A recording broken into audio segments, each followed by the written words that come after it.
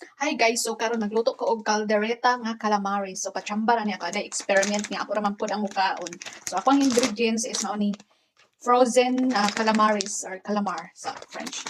And then nakahiwa na pud ko og carrots and patatas, and then na ready na pud ang bell pepper og ang green peas. So pagisa na ko og ahos mga day. Ahos ug sibuyas bombay. So ako ipakita sa inyo kung saon ako pagluto. Char. So mao ni mga day ako nang gihiwa ni ang ato ang isagol nga carrots og patatas. So maupod ni akong isagol sa kinalasan nga bell pepper o green peas. So first, magisa na ta og lamas mga day. Unya, basin matingala mo nganong frozen akong gigamit nga calamaris mga day kay mao nay available sa groceryhan. And then usa pa layo mi og dagat mga day. So gibutang na nako ang tomato sauce, nya gibutangan po nako og tubig mga day. Dayon gibutang na pud nako ang carrots ug kanang patatas kay para inog bukal maluto na pud.